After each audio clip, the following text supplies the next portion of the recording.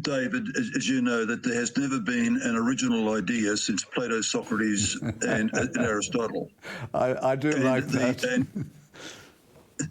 Well, I think it's large. I think there's great substance for that. And so the answer to your question is yes. No, I'm going to say yes. Jean-Jacques Rousseau was the first person to articulate this proposition and to back it with a theory. And that's why he's considered to be the creator of liberalism. It's not some of the ideas he held weren't held by people who went before him, but he was the first to validate them, the first to give them legitimacy. And what is significant about him, there's a fellow called Philip Reef, he's an American sociologist, and he points out that the fundamental difference between Rousseau and everybody who came before him was that if you look, it doesn't matter whether you look at the Roman Empire, the Greek Empire, or whether you look at Christianity, Islam, fundamentally they were all based around the notion of an external set of values, ideas, or whatever, which gave us all our identity.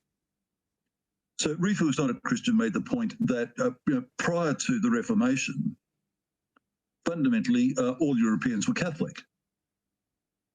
That was their identity. It was inherited.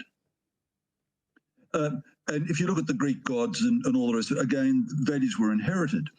But with Monsieur Rousseau was the notion that we determine our own identity.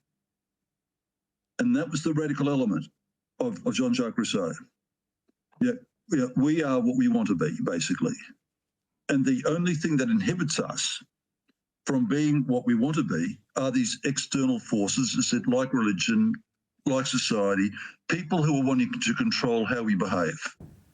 And we've just been through a referendum, and yes, those who were on the yes side seem to apply Rousseau's attitude to the Aboriginal people, that they are treated, they are contrasted with us because they are the noble people who come without sin, whereas we are born with sin. Well, you see, if you follow his proposition, we are born perfect. The only perfect experience we have is our feelings. Everything after that is corrupted. All knowledge is corrupted. So therefore, your conscience ought to be driven by your feelings, and your morals ought to be driven by your conscience. Now, the moment I start talking like that, then, I mean, you can relate to a lot of what's going on around us.